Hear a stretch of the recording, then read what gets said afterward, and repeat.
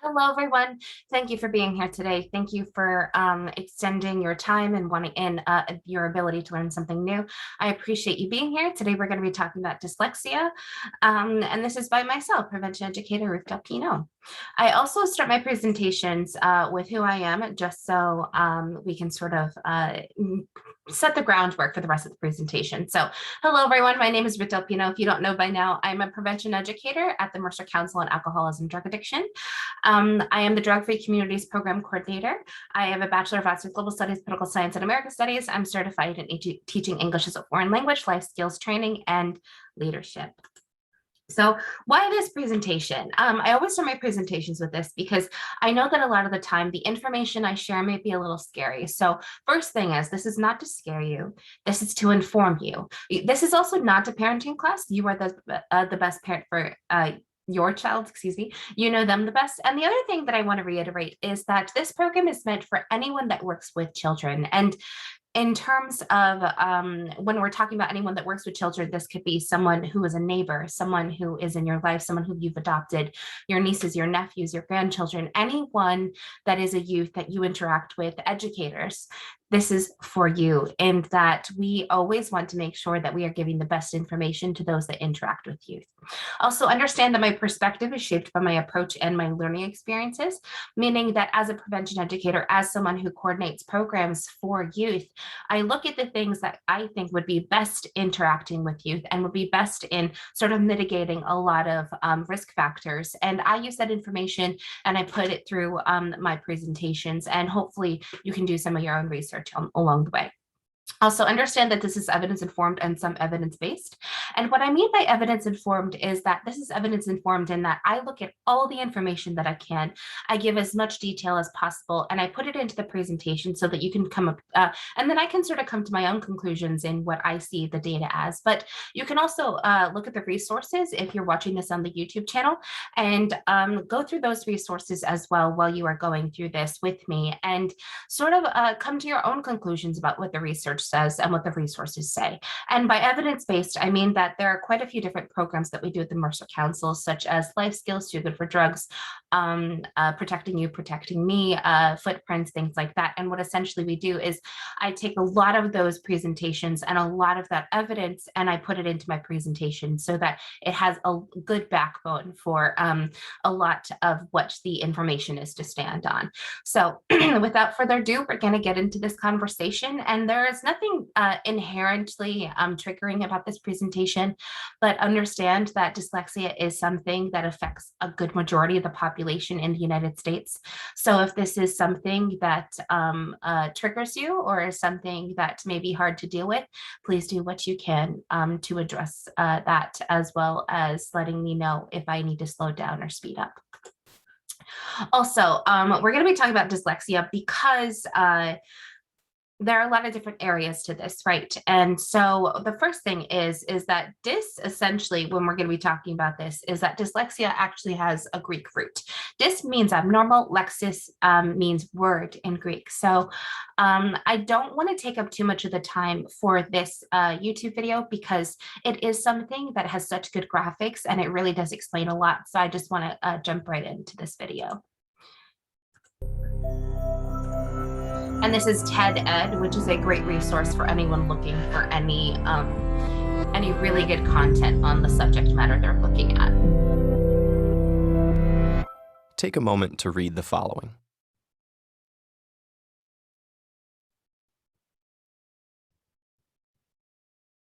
How was that? Frustrating? Slow? What were those sentences about? They're actually a simulation of the experience of dyslexia, designed to make you decode each word. Those with dyslexia experience that laborious pace every time they read. When most people think of dyslexia, they think of seeing letters and words backwards, like seeing B as D and vice versa. Or they might think people with dyslexia see saw as was. The truth is, people with dyslexia see things the same way as everyone else. Dyslexia is caused by a phonological processing problem, meaning people affected by it have trouble not with seeing language, but with manipulating it. For example, if you heard the word cat and then someone asked you, remove the C, what word would you have left? At. This can be difficult for those with dyslexia. Given a word in isolation like fantastic, students with dyslexia need to break the word into parts to read it. Fan, tas, tick. Time spent decoding makes it hard to keep up with peers and gain sufficient comprehension. Spelling words phonetically like STIK for stick and FRENS for friends is also common. These difficulties are more widespread and varied than commonly imagined. Dyslexia affects up to 1 in 5 people. It occurs on a continuum. One person might have mild dyslexia, while the next person has a profound case of it. Dyslexia also runs in families. It's common to see one family member who has trouble spelling, while another family member has severe difficulty decoding even one-syllable words like catch. The continuum and distribution of dyslexia suggest a broader principle to bear in mind as we look at how the brains of those with dyslexia process language. Neurodiversity is the idea that because all our brains show differences in structure and function, we shouldn't be so quick to label every deviation from the norm as a pathological disorder, or dismiss people living with these variations as defective. People with neurobiological variations like dyslexia, including such creative and inventive individuals as Picasso, Muhammad Ali, Whoopi Goldberg, Steven Spielberg, and Cher, clearly have every capacity to be brilliant and successful in life. So here's the special way the brains of those with dyslexia work. The brain is divided into 2 hemispheres.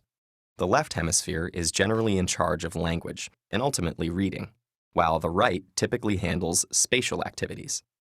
fMRI studies have found that the brains of those with dyslexia rely more on the right hemisphere and frontal lobe than the brains of those without it. This means when they read a word, it takes a longer trip through their brain and can get delayed in the frontal lobe. Because of this neurobiological glitch, they read with more difficulty. But those with dyslexia can physically change their brain and improve their reading. With an intensive multisensory intervention that breaks the language down and teaches the reader to decode based on syllable types and spelling rules, the brains of those with dyslexia begin using the left hemisphere more efficiently while reading, and their reading improves. The intervention works because it locates dyslexia appropriately, as a functional variation in the brain, which naturally shows all sorts of variations from one person to another. Neurodiversity emphasizes this spectrum of brain function in all humans and suggests that to better understand the perspectives of those around us, we should try to not only see the world through their eyes, but understand it through their brains.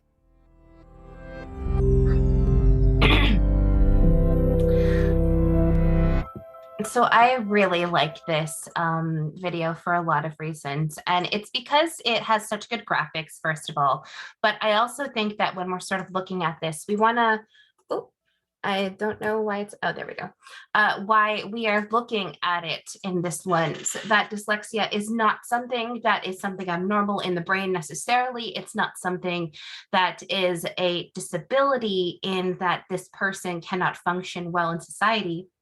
It's that it's the way that the different parts of the brain interact. And essentially, what I have here is a couple of different ways that we can look at it. So it says, in summary, the brain of a person with dyslexia has a different distribution of metabolic activation than the brain of a person without reading problems. Furthermore, many people with dyslexia often show greater activation in the lower frontal areas of the brain.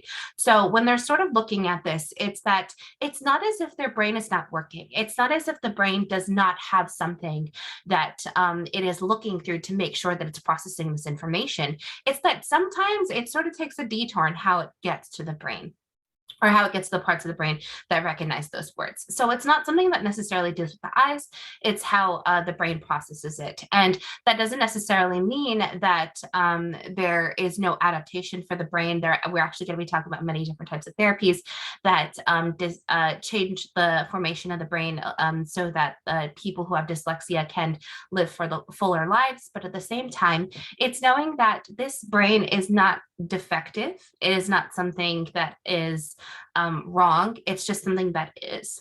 And also the reason why we're talking so readily about this is because 1 in 5 people in the United States are affected in some form of dyslexia. So that is a lot of people. So while we're looking through this, let's just understand that. All right, here we go. So the other thing too is that when we're talking about intersectionality, I really want for us to understand why this is important and why we need to talk about this. The first thing is that when we're talking about dyslexia and we're talking about intersectionality and things like that, or anything in general, we are learning because we can see the words, we can hear the words, we are able to communicate effectively with these words.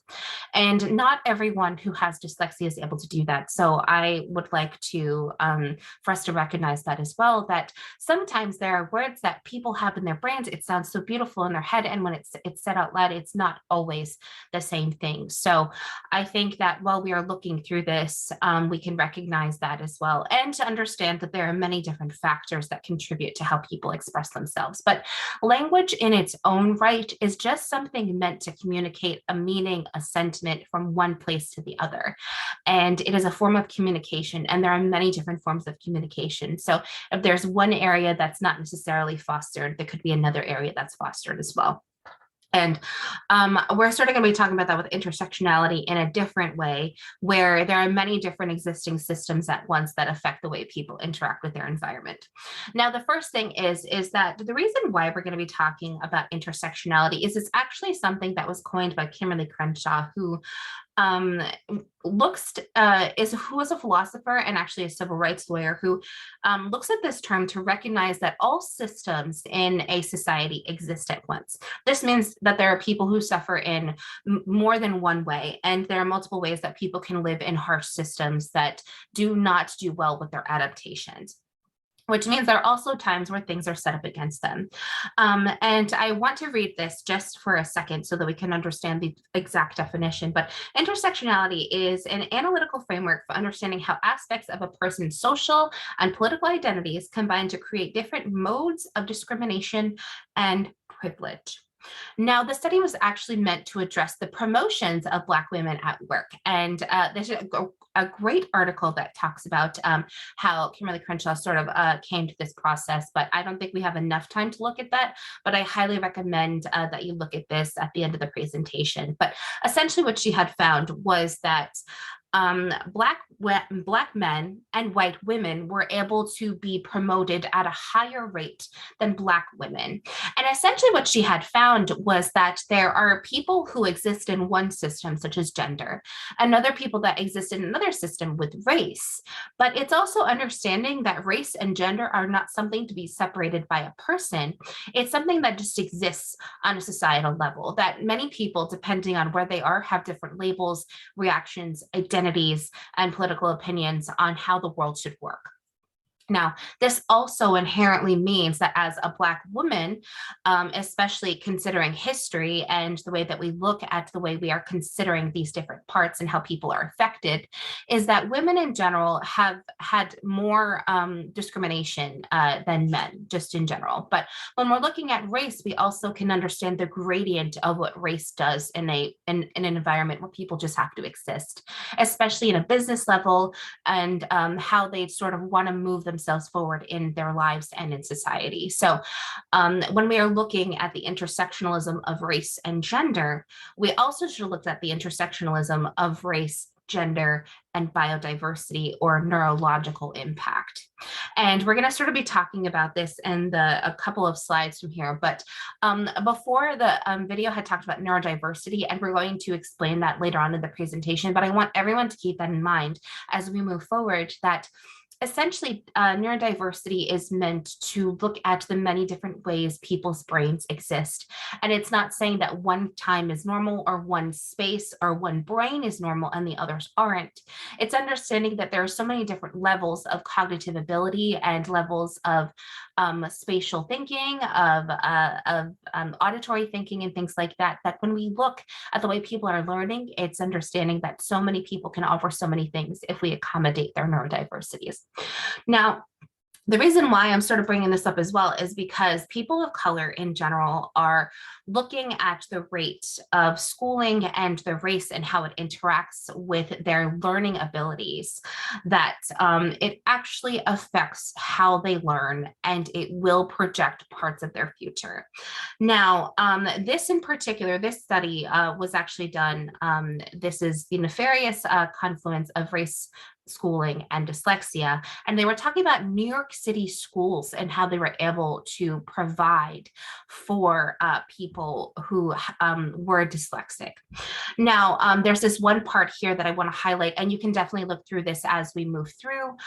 This will also be available in the notes while you're looking through the YouTube channel, but it is a research that was done through Columbia University, and they were analyzing five-year-olds, and they said at least five-year-old boys, essentially, whose fathers had been incarcerated.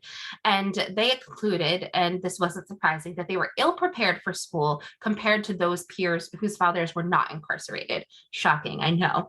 Consequently, a lot of these boys were Black, and making the Black boys who don't have a father present in the home more likely to be placed in special education for their behavioral disabilities. Now, when we are looking at this, and the reason why we are understanding behavioral disabilities is because when people have dyslexia and sometimes they interact with a piece of reading or something like that, children have different responses to how uncomfortable they may feel due to the idea of reading something out loud, or due to the idea that they can't necessarily read in language arts, or math is really hard. That kind of anxiety brings a lot of different feelings.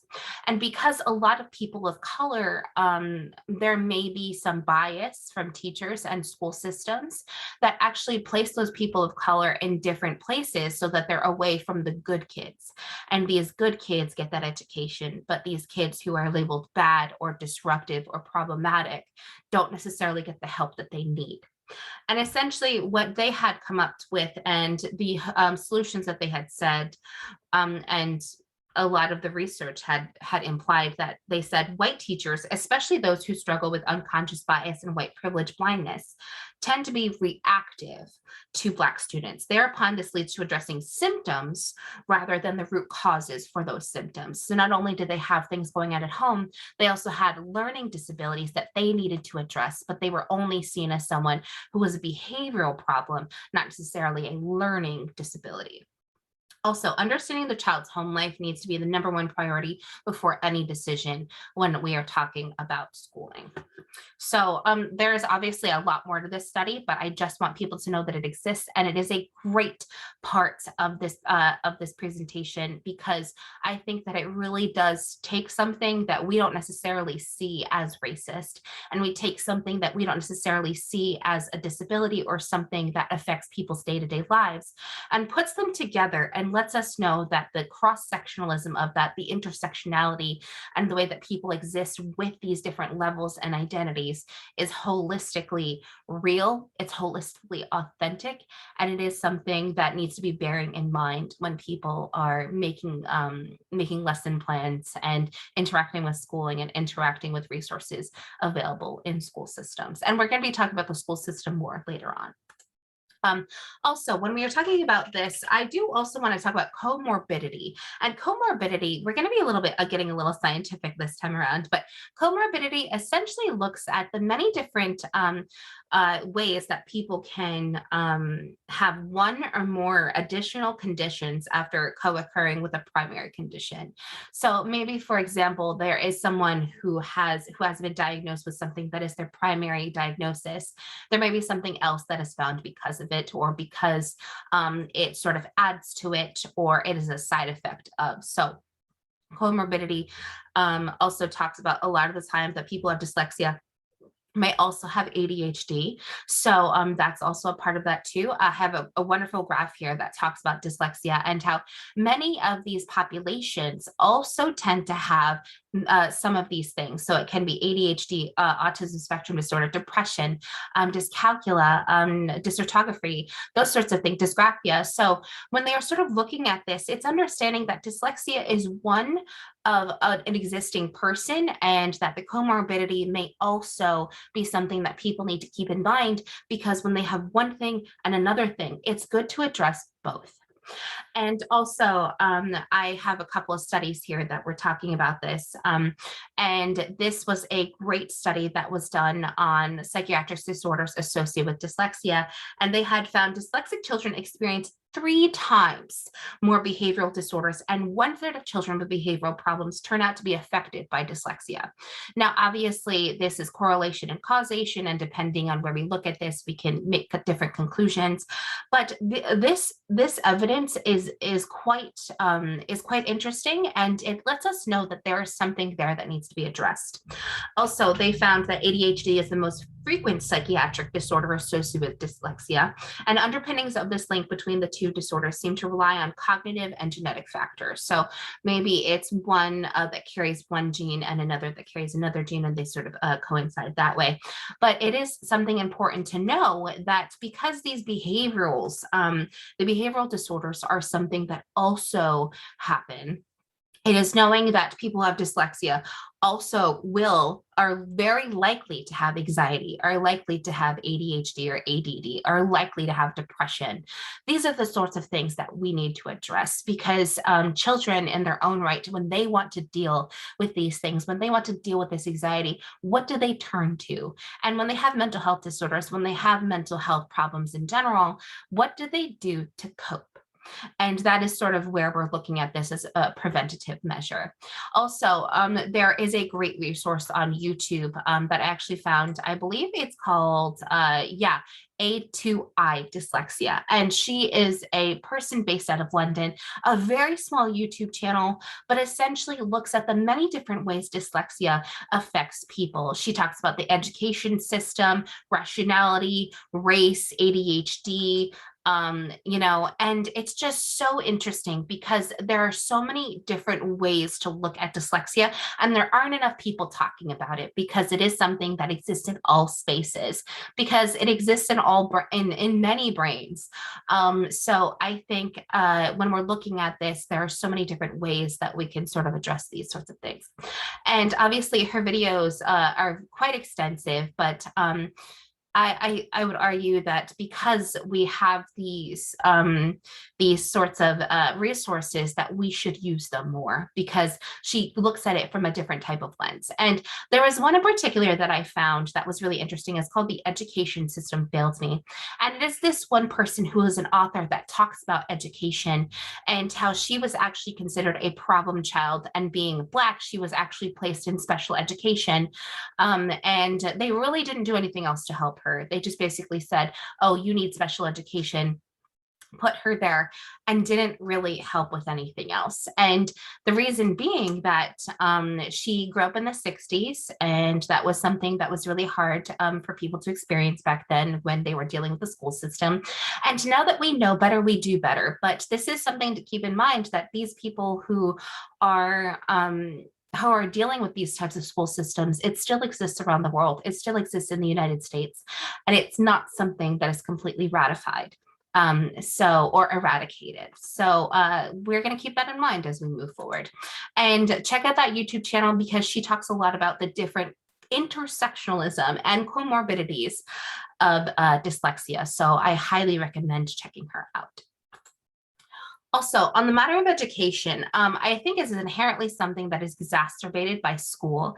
And the reason why we're going to be looking at this is because 1 in 5 people suffer from dyslexia, as I said before. But about 70 to 85% of children who are placed in special education for learning disabilities are dyslexic. Now, that does mean that people who are in special education, a lot of them who are dyslexic, don't necessarily, they may not be given the right tools, because there may be assumptions about their condition. There may be assumptions about how they can interact. But I did want to talk about, and I don't want to sort of speak for children that experience dyslexia, because I don't know what it's like to be in the school system and have dyslexia, but I do have a film that is very good. It's called Our Dyslexic Children, and I'm only going to show a small snippet, but it does talk about the emotions that children do feel when they are going through the school system. The first time, like, I realized that I can read, or that I learned differently than other kids around me, was probably in preschool. Not being able to, like, understand things and just, like, learning what words meant and how to spell them. So then you're just, like, left wondering, why can't I? Like, what makes me, why am I different? Why can't I do things that most kids could? Dyslexia, I guess I didn't really know that until I was older. Like, I didn't know. I remember sitting during, like, silent reading and looking at this book and just not being able to understand what was happening. Like, I just couldn't read it. The other kids could write their names without the teacher, like, helping them. And I couldn't. I had to ask for their help. They would try to, like, help me with homework, and I would get really upset.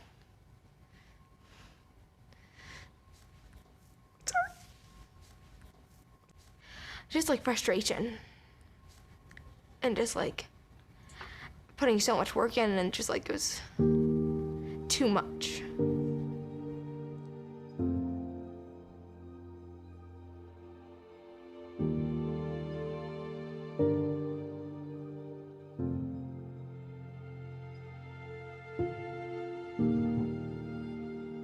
For many parents, the story starts in the same way.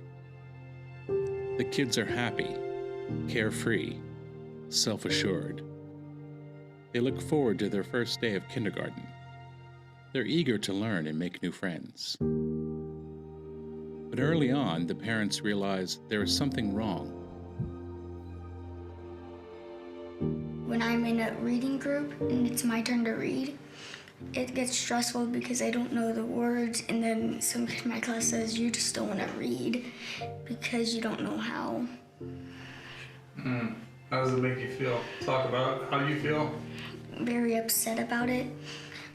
And like I don't belong there anymore.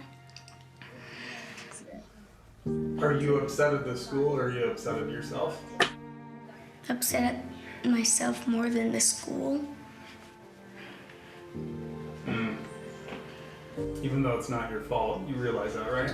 No, not all the time. So I just wanted to give out a small snippet of it because it is such a good way of looking at dyslexia, and it talks about children and how they're affected in the school system. So I don't want to take away from that by showing everything, because it is such a good resource. Let me see if I can, yeah, there we go. Sometimes it's hard to get back into the full screen.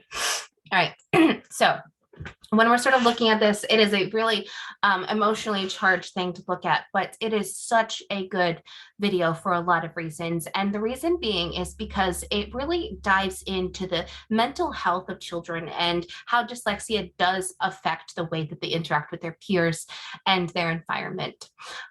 There are a couple of studies here that I want to talk about.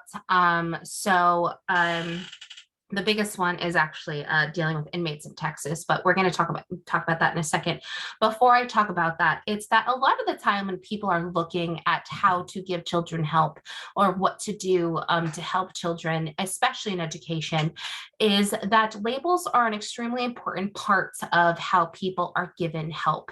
And some people say, oh, like, let's not create labels. Sometimes it's just, let's just let people be. And yes, that is good. It's letting people be is important. Letting people be their best selves is important. But at the same time, and this has been said before in many other presentations, especially in my autism spectrum disorder and substance use presentation, and Asian American Pacific Islander presentation, First Nation presentation, is that when people have identities, those identities get people what they need. And so if you have a disability or you have a learning ability that's different than others, that label gives you the resources to thrive in an environment that is not necessarily meant to help you thrive. And so it cushions a lot of that disparity. It cushions a lot of that negation. And so when we are looking at labels, understand that there is an implication that labels are created by society on how to interact with things around them. But the other thing is that when we give labels away, we want to make sure that they are the best informed labels and that we are intentional with how we say it. And if we give the resources to that person, we are giving them many different access points so that they can find what they need to function well in our society. Also understand that labels help us understand the world, and there is an implication that with one label comes an assortment of things and accommodations, but that is a good thing when it comes to education, because if you are given a label that helps you, then that's the most important part. Now, there is a study that was done, and I want to click on it just for a second, just so you know what it's looks like, and the prevalence of dyslexia among Texas prison inmates. It is fascinating, and I highly recommend you check it out. But essentially what it does, and I'm going to be reading some numbers, so bear with me as I get through this, but essentially they looked at approximately about 130,000 Texas prison inmates. And they said that almost 80% of prison inmates are reported to be functionally illiterate, and illiterate meaning not being able to read. Also, they hypothesized that poor single word decoding, which was the chief feature of dyslexia, accounts for a significant percentage of that rate. So what they suspected was that a good amount of people, or a good amount of Texas inmates that could not decode words also happened to be dyslexic. So that was their hypothesis.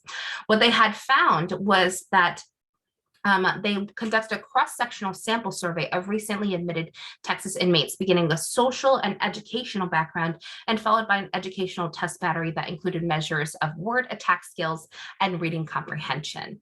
So they gave them a range of tests so that they could understand some of these diagnostic things. Also, they understood and found that there was a deficient performance primarily as single word decoding, and a lot of those inmates had measured in the 25th percentile.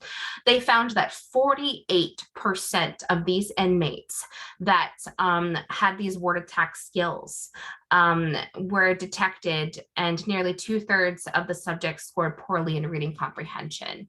So what does this imply? It implies that the chief characteristic of what dyslexia is was found in over 47% of Texas inmates in this specific study. Now, that doesn't mean that it obviously exists in all parts of the world. It exists the same way in all parts of the United States, not even all parts of New Jersey.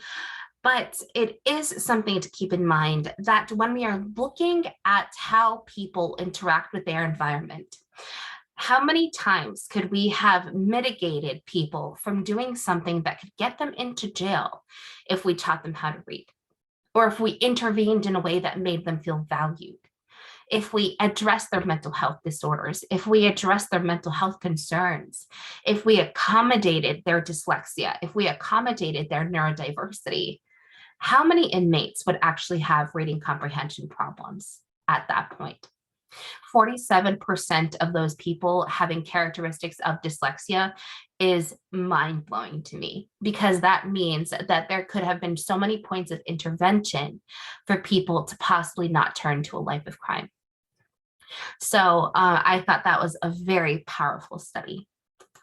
All right, give me a second. Here we go. All right, so especially because people are interacting with their environment, there are many different ways that and honestly, I don't have a lot of studies for this because we can sort of draw our own conclusions on what this essentially means. And in the video before, especially that little boy, his name was Nick, and he said, when I'm in a reading group and I don't want to read out loud with my reading group, some of the students in the class call me lazy, or that I don't want to read out loud. and that I just don't want to read, that I'm just causing problems for no reason, right? So the intentionality of when we use words and when we address people in certain ways, when we are talking about ADHD, dyslexia, or any form of neurodiversity, is that we cannot say you're just lazy and unmotivated. There are many different ways that people can be, and there are so many different points of intervention before they become unmotivated. Now, I'm going to be talking a little bit about the unmotivated and the just lazy later on, so just keep that in mind. But when we are interacting with children, we need to be intentional. The intentionality of words, of what we say, how we say it, is so important. And where do people usually hear this? Where does it happen? Where does it occur? Where does it come from? Obviously, school is a big place because that's where that is the space that most readily represents the thing that they interact with all the time, which is words. And that can be really hard for a lot of people to see. So understand that adults, teachers, educators, and parents, these are the places that people, and especially kids, hear things that could not be good for them, that could only hurt them. And also understand that peers can do the same. I did not put it on there just because this is something that interacts with you, but also understand that peers and peer pressure and all of that stuff intertwines itself in the way that kids see themselves. And we have so many different videos on how kids look at their peers and actually look to their peers for, a self-affirmation. So also understand that when we say something, we are saying it to children that are already dealing with it from their peers. If the adults see it, their peers most definitely suss that out. So it is not something that only adults say to children. It is that adults say this to children, and you know that their peers are already saying it to them. So we don't want to add to the trauma. We don't want to add to the unintentionality of some of the emotional abuse that could happen, especially at school. So we don't want bullying to happen. We don't want us to say certain things that actually concrete itself in someone's mind. And this can actually be something called learned helplessness, which is what we're going to talk about on this next slide. And learned helplessness, excuse me for a second, is that it originates in childhood, and I'm going to be talking about it with this particular link. It is very well mined. I use this a lot actually in my presentations because they are so good at giving mental health resources. So I think that it's a great thing. But essentially what they had found is that learned helplessness often originates in childhood, and unreliable or unresponsive caregivers can contribute to these feelings. So this learned helplessness can begin very early in life, and children raised in institutionalized settings, for example, often exhibit symptoms of helplessness even during infancy.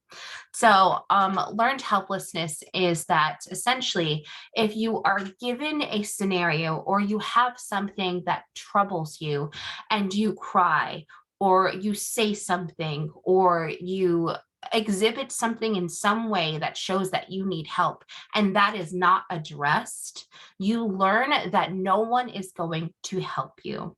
And this is the reason why we need to look at the signs of learned helplessness, because it is not just something that happens right away. It is a gradual process, and it contributes to the mental health of a child.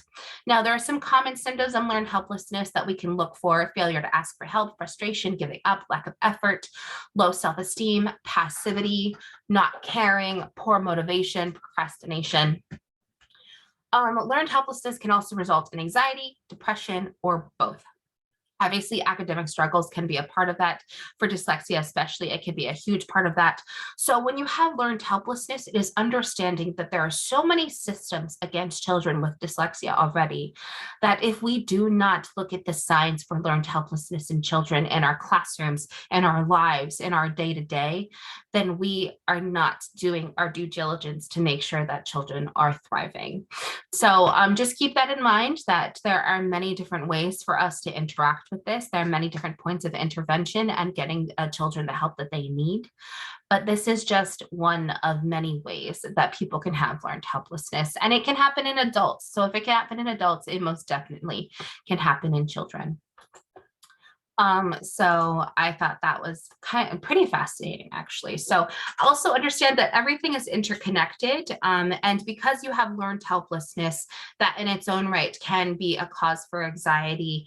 And understanding that everything is interconnected. So when we say interconnected, we are actually referring kind of back to intersectionality and comorbidity, but understanding that one affects the other, and there are many different terms that I'm throwing out there, but there are many different ways that we can actually look at this. So I have a small video on can dyslexia cause anxiety, and it's actually from a British YouTube channel. Can dyslexia cause anxiety? Well, speaking from someone who has severe, horrible anxiety like all the time, yeah. Now, is it like because you have dyslexia, you have anxiety? No. But anxiety is the irrational fear of something. It's not something like, okay, is being scared, if you're on the top of a mountain and you're on the edge and being scared of falling, is that anxiety? No, because that's very rational. It makes sense to be scared because you can die. Anxiety is when maybe you're scared to leave the house. There's nothing scary outside. It doesn't make sense. You know it doesn't make sense, but yet you kind of get that butterfly feeling. Now, with dyslexia, it's about always trying to do something and not being able to do it in the way that society or others expect. Imagine you're in school and everyone's writing and they ask, or reading a passage, and they're saying, hey Nat, do you mind if you could read that passage? Suddenly your heart starts pounding. You're freaking out because you know that this is something which you can't do like everyone else can. And it's going to be horrible, and it's going to be peer pressure, people might make fun of you. And if you have these negative experiences time and time again, every time they come back, you're going to get anxiety. It's like, you know, if someone calls you stupid and dumb your whole life, even if you're the most intelligent person in the world, eventually you're going to start to doubt yourself and think about it. So, is there a link between having a disability, a learning difference, and anxiety? Yes, but it's not the difference that causes the anxiety, it's the way that society is. I love that. So that's a great point to make when we're talking about dyslexia and the way that it interacts with society, right? And also what he essentially says is that when you have children who are in school, or you have children that are interacting with their environment, it's understanding that school can be a mitigating risk factor, but can also be something that is the risk factor. And there are a lot of different ways that we can look at that, but understand that that is part of the reason why that anxiety can come up for school. So also when we're looking at dual diagnosis, I bring this up because dual diagnosis essentially, and I want to make sure that I'm getting this right, means a diagnosis of mental health disorder and a substance use disorder. There's very little research when it comes to dyslexia and substance use disorder, but that does not mean that the connection should not be made. So when we're talking about dual diagnosis, it means that there is a mental health disorder and a substance use disorder that are occurring at the same time. And with dual diagnosis, it is really important, especially with recovery, that you have the mental health disorder that is addressed as well as the substance use disorder. And there are many different rehabs that help with this, all those sorts of things. But because dual diagnosis is a thing, and because anxiety can be one of the dual diagnosis while people are turning to alcohol, tobacco, and other drugs, this is something to keep in mind. And this is something that does happen and is the connection that the anxiety, the mental health disorder, all of that, all this stuff, all these feelings that people with dyslexia may feel that society tells them that they're wrong, they're weird, they're not good, all those sorts of things, the school system that doesn't really help them connect to good resources, those sorts of things. If society fails that child, then that means that they will grow up to have a more likelihood of developing a substance use disorder and also developing a mental health disorder, which also comes with that dual diagnosis. So that is something that we want to address. Here we go. Now, neurodiversity, and this is something that I wanted to talk about because neurodiversity, and because we have all the doom and gloom and all these numbers that say, hey, if you have this and this, you know, this person's going to end up here, this person's going to end up there, depression, anxiety, jail, things like that. We don't always want to talk about that stuff. So when we're talking about neurodiversity, we want to also celebrate what neurodiversity actually means. So I want to talk about Judy Singer, who was a sociologist who coined neurodiversity. And what she had essentially said was neurodiversity refers to variation in the human brain regarding sociability, learning, attention, mood, and other mental functions in a non-pathological sense. Now, this also comes with the idea that everyone thinks differently and does have different perspectives. So there are many different ways that we're going to be looking at neurodiversity. And there were some studies that talked about neurodiversity being a competitive advantage. But when did this become a thing? It actually became a thing in the late 90s. So this is a movement that is slowly moving forward into the 2020s. And why is it important to recognize? It's important to recognize for a lot of reasons, and we're going to be looking at that. But it's important to recognize because neurodiversity is such a gift to the world, because if everyone thought the same, we would not be able to come up with the solutions that we have now. And neurodiversity doesn't just mean that anyone who has dyslexia and anyone who doesn't. It is talking about anyone who has ADHD, anyone who has autism spectrum disorder, anyone who deals with anxiety, depression, mental health disorders, all those sorts of things. The way that the brain is wired is fascinating. And the way that one person sees one thing is not the way another person sees another. So because we have different perspectives on how people tackle things, because we have different perspectives on how people look at how to solve the world's problems, we have more variety to choose from. We have the spice of life, essentially, because we are able to look at how the world can change when people think about it differently. And when the world can change, that means that more people can be included. That means that more solutions can be made. That means that neurodiversity is one of the answers to people being more tolerant and compassionate. And we're actually going to look at a study that looked at this. So essentially, they looked at a neurodiversity as a competitive advantage. And I made a note here because I think it's really important for us to realize that I want to make it clear that people do not have to contribute to something for them to have value. So there's that. But it does show that when we look at the resources of people who want to work and give back to their communities, looking at their neurodiversities, we can learn so many things on how to be better holistically. So just as a PSA out there. And what they had found was that they actually looked at how these different multinational corporations and these different corporations could actually do better at attending to people's neurodiversities. And and I actually have the study here. It's by hbr.org, and they were talking about the reason why HR, or human relations, needed to make accommodations for their workers and how that could actually help a corporation thrive. And they said perhaps the most surprising benefit is that managers have begun thinking more deeply about leveraging the talents of all employees through greater sensitivity to individual needs. And this program in particular forces you to get to know the person better so you know how to manage them.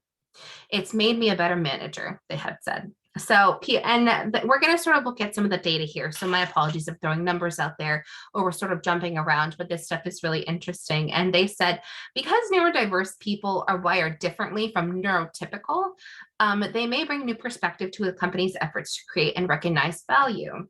So they also looked at the neurodiverse population, and they said that the neurodiverse population is largely untapped.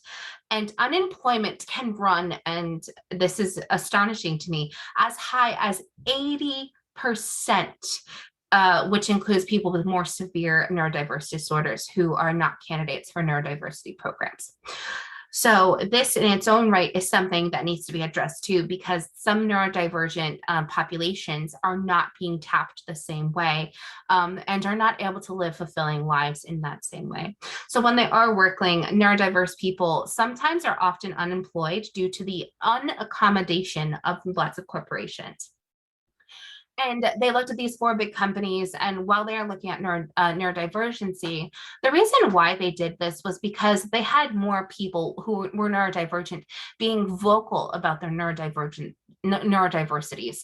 They are being vocal about how people could accommodate. And this could mean as something as simple as someone who has autism spectrum disorder or ADHD or ADD that may be overstimulated very quickly, having a pair of headphones. That is a very simple fix, right?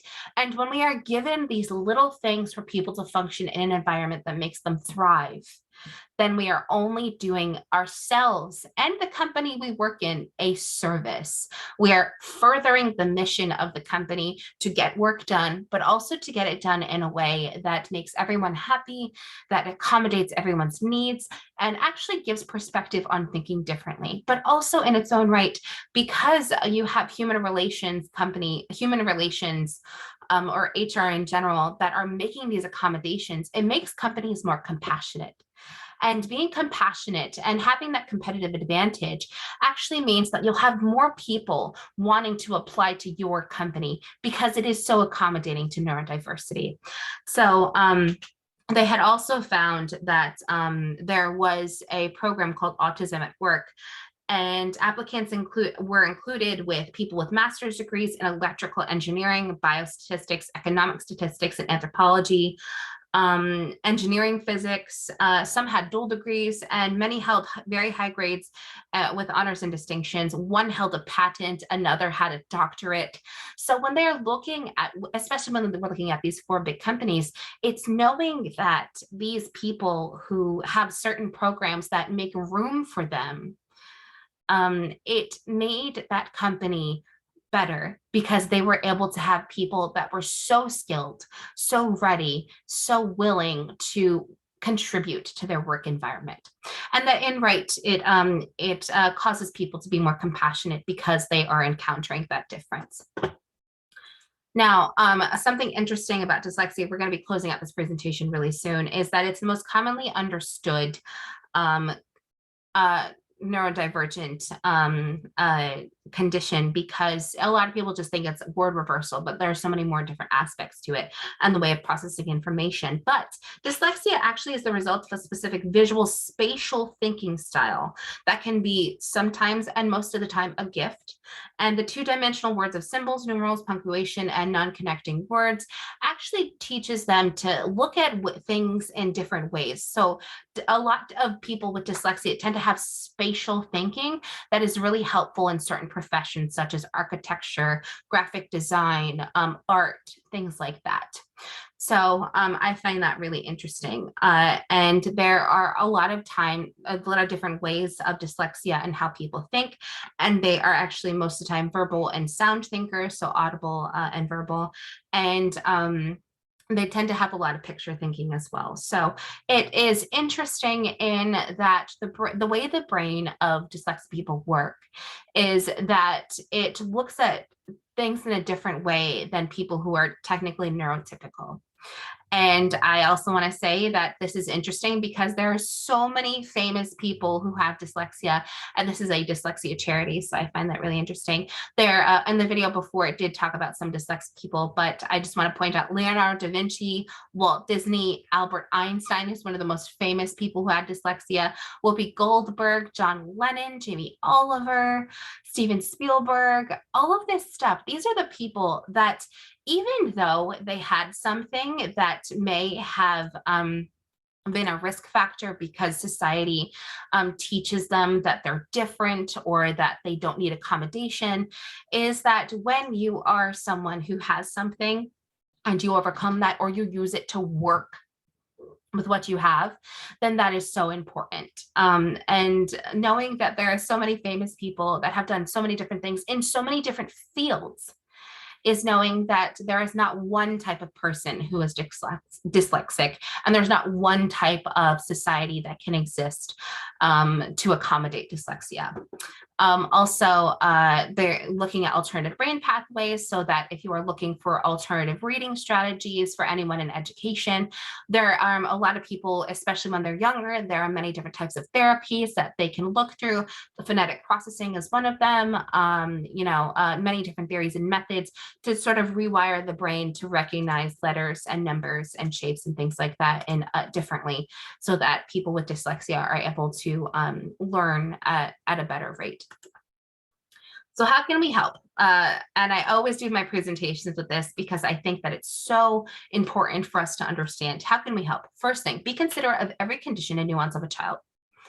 Okay, if possible, have early intervention methods such as the therapy that I talked about before. Be intentional with language and words. Don't assume the experience of others. Value diversity in all of the forms it comes in, with neurodiversity, race, culture, ethnicity, all those sorts of things. Pay attention to the lives of the children around you, meaning that ask them questions, make sure that you know about their day, that the school that they're going to is a good place for them. And if a child comes to you, be responsible with their feelings. They came to you because they felt safe with you. And because you are that safe person, it is one of the responsibilities of an adult to hopefully advocate for that child, or to find someone who can help them with those resources. So being that person that is well-informed, and if you're not well-informed, finding someone or looking up resources to be well-informed is one of those many possibilities. I always end my presentations with quotes, and I have two today. I'm going to start with Selma Hayek. If anybody doesn't know, Selma Hayek is an actress who actually ended up, I believe she's from Mexico, if I'm not mistaken. And she was born in Mexico, raised in Mexico, and moved to the United States when she was a teenager. So she says, some people read really fast, but you'll ask them questions about the script and they'll forget. I take a long time to read a script, but I read it only once.